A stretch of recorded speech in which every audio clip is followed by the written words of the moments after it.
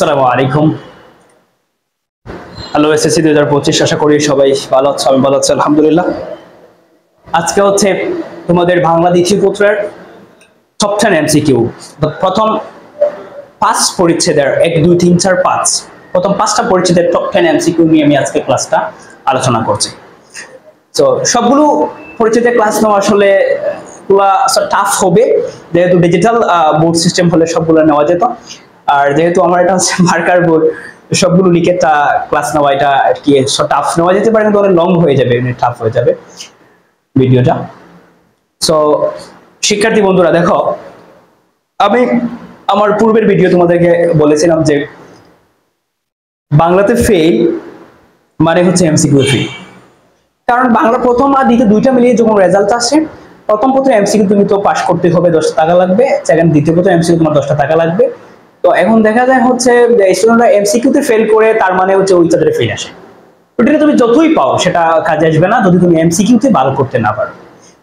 So অনেকে স্টুডেন্টরা আসলে একটু মনে ব্যথা আছে যে বাংলা প্রথম পত্র ভালো হয়নি, দ্বিতীয় পত্রে কিরকম হবে কি না হবে সেটা নিয়ে একটু চিন্তা করতেছো। তো আমি তোমাদেরকে বলছি বা বলবো, যারা প্রথম পত্রে একটু খারাপ হয়েছে তোমাদের সবার উচিত দ্বিতীয় পত্রে একটু ভালো করে মনোযোগ দেওয়া। তো আমি মনে করি যদি ভালো করে একটু মনোযোগ দিয়ে পড়াশোনা করতে পারো, তোমাদের আসলে এই সমস্যাটা কাটিয়ে উঠতে পারবে। তো দেখো, আমি আমার পূর্ব ক্লাসে পড়েছিলাম কিভাবে এমসিকিউ পড়তে হবে। ভিডিওটা দেখার জন্য সব অনুরোধ থাকবে, আমার ইউটিউবে পাবে, ফেসবুকে পাবে যে এমসিকিউ সলিউশন সম্পর্কে ভিডিও দেওয়া আছে কিভাবে পড়তে হয়। আর আজকে হচ্ছে আমরা একটু এমসিকিউ আলোচনা করছি, চর্চা করছি তোমাদের সঙ্গে। প্রথমত দেখো, প্রথম 5 পরিচ্ছেদের এমসিকিউ আলোচনা করছি। প্রথমত হচ্ছে এখানে আমি লিখছি 1 নম্বর এমসিকিউটা হচ্ছে প্রথম বাংলা ব্যাকরণ প্রকাশিত হয় কত সালে। এগুলো কিন্তু অনেক বোর্ডে এসেছে, ইম্পর্টেন্ট আছে মোটামুটি। তো প্রথম বাংলা ব্যাকরণ প্রকাশিত কত সালে, সেটা হচ্ছে 1743 সালে। আবার হচ্ছে এটা পর্তুগিজ ভাষায়, কি ভাষায়? পর্তুগিজ ভাষা। অর্থাৎ 1743 সালে প্রথম বাংলা ব্যাকরণ প্রকাশিত হয়, আবার সেটা হচ্ছে পর্তুগিজ ভাষায়, পর্তুগিজ ভাষায়। 2 নম্বর যেটা হচ্ছে প্রথম বাংলা ব্যাকরণ রচয়িতা কে? ম্যানুয়েল দা আসুনসাও। না, আমরা 2 নম্বর কোশ্চেনে বলছে যে প্রথম হচ্ছে বাংলা ব্যাকরণ রচয়িতা হচ্ছে ম্যানুয়েল দা আসুনসাও, তিনি প্রথমে হচ্ছে বাংলা ব্যাকরণ রচনা করেন। 3 নম্বর যেটা হচ্ছে বাংলা ভাষায় প্রথম বাংলা ব্যাকরণ রচনা করেন কে? রামমোহন রায়। আমরা সবাই জানি, মোস্ট কমন একটা কোয়েশ্চেন, কিন্তু এটাও দিয়ে দিতে পারে, এটা খুবই কমন কোয়েশ্চেন। সো তারপর হচ্ছে ভাষার ক্ষুদ্রতম উপাদান কি? এটা হচ্ছে ধ্বনি, আমরা সবাই জানি ভাষার ক্ষুদ্রতম এককে কি? ধ্বনি। তারপর হচ্ছে শব্দ ও তার উপাদান নিয়ে আলোচনা করা হয় কোথায়? রূপতত্ত্বে, সবাই আমরা জানি, ঠিক আছে। তো তারপরে একটু নোট করে রাখবে, ঠিক আছে। তারপর হচ্ছে বাগধারা নিয়ে আলোচনা করা হয় কোথায়? এটা হচ্ছে অর্থতত্ত্বে, অর্থাৎ বাগধারা নিয়ে আলোচনা করা হয় অর্থতত্ত্বে। দেন 7 নম্বর যেটা হচ্ছে রূপতত্ত্বে বিশেষ গুরুত্ব পায় কোন বিষয়টা? শব্দ গঠন প্রক্রিয়া। আমাদেরকে এই পয়েন্টগুলো নোট করতে হবে। আসলে আমরা যখন পাঠ যখন পড়বে, তুমি পাঠ থেকে প্রথমে যখন পাঠ্য বই তুমি পড়বে, তখন তোমার কাছে একটা হ্যান্ড নোট থাকতে হবে। ওইটা তুমি যখন প্রয়োজনীয় ইম্পর্টেন্ট বিষয়গুলো তুমি তৎক্ষণাৎ কি করতে হবে? নোট করতে হবে। দেন তারপর তোমার কাছে সহজ হবে যে এটা আবার রিভিশন দিতে সময় নোটটা কিন্তু খুবই কাজে দিবে, ঠিক আছে। তো 8 নম্বর যেটা হচ্ছে বাংলা ভাষায় লেখা প্রথম বাংলা ব্যাকরণ বই প্রকাশিত হয় কত সালে? এটা হচ্ছে 1833 সালে। বাংলা ভাষায় প্রথম বাংলা ব্যাকরণ রচনা করা হচ্ছে 1833 সালে। তারপর হচ্ছে ধ্বনিতত্ত্বের আলোচনার অন্তর্ভুক্ত কোনটি? বর্ণমালা। আমরা সবাই জানি ধ্বনিতত্ত্বের আলোচনার অন্তর্ভুক্ত বিষয় কোনটা? বর্ণমালা। তারপর লাস্ট এটা 10 নম্বর যেটা হচ্ছে প্রথম পূর্ণাঙ্গ বাংলা ব্যাকরণ রচয়িতা কে? Nathaniel Brassey Halhed. তো এখানের মধ্যে আমি যেটা দেখতে পাচ্ছি ইম্পর্টেন্ট কোয়েশ্চেনটা হচ্ছে তোমার 8 নাম্বার, দেন হচ্ছে 10 নাম্বার, তারপর হচ্ছে এখান থেকে এই যে 3 নাম্বার 1, তারপর হচ্ছে 2, এই কোশ্চেন গুলা হচ্ছে খুবই ইম্পর্টেন্ট। দেন হচ্ছে আবার তুমি এখানে বলতে পারো ওই যে 5 নাম্বার কোশ্চেন গুলা, এই 3-4 পরিচ্ছেদের মধ্যে এগুলো হচ্ছে মোস্ট কমন এবং খুবই ইম্পর্টেন্ট কোশ্চেন গুলা। তো বন্ধুরা, আমি তোমাদেরকে বলছিলাম যে কিভাবে ভালো করে পড়বে। আশা করি এখনো তোমাদের 3-4-5 দিন সময় আছে, সবার প্রস্তুতি ভালো।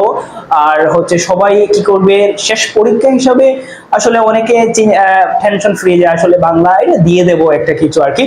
তো এরকম না করে আসলে তোমাদের কি করা উচিত, পড়া উচিত। সবাই একটু মানে শেষ পরীক্ষা কি একটু পড়লে বাংলা তো পাস করে যাবে, কিন্তু তা না।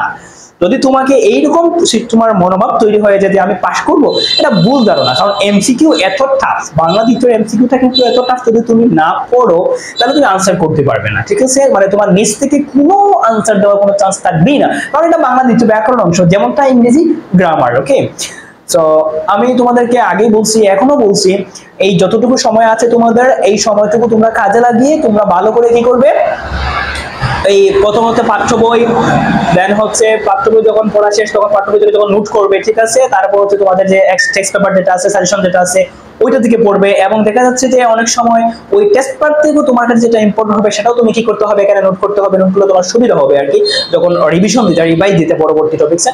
তো তারপর হচ্ছে এভাবে তোমরা যদি সবাই একটু চর্চা করো, তো আশা করি আমি বাংলা দ্বিতীয় এই সমস্যাটা সমাধান হবে, সবাই একটা ভালো রেজাল্ট করতে পারবে।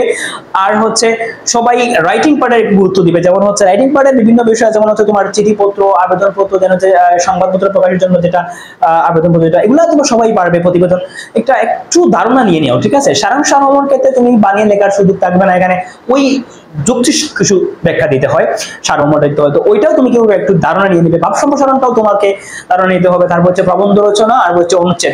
এগুলা তোমরা যদি রচনার ক্ষেত্রে বেশিরভাগ দেখা যাচ্ছে যদি তোমরা পয়েন্ট গুলো যদি মনে রাখতে পারো বা পয়েন্ট গুলো দিতে পারো, ওটা থেকে তুমি একটু বানিয়ে লিখতে পারবে, মোটামুটি যুক্তি লেখা যেতে পারে। তো সবাই মনোযোগ দিয়ে পড়বে। আমার পূর্বের ভিডিওতে আমি সাজেশন দিয়েছি হচ্ছে যেটা অনুচ্ছেদের এবং হচ্ছে প্রবন্ধ রচনা সাজেশন আমি দিয়েছি, ওটা সবাই ফলো করবে, দেখবে।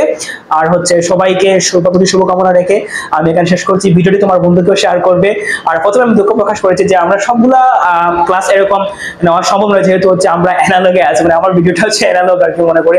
তো এখন সবাই ডিজিটাল বোর্ড নিয়ে প্রশ্ন করতেছে, টপিক দিতেছে, ভিডিও দিতেছে, আর আমরা হচ্ছে অ্যানালগে এই যে আমার হচ্ছে মার্কার বোর্ডে।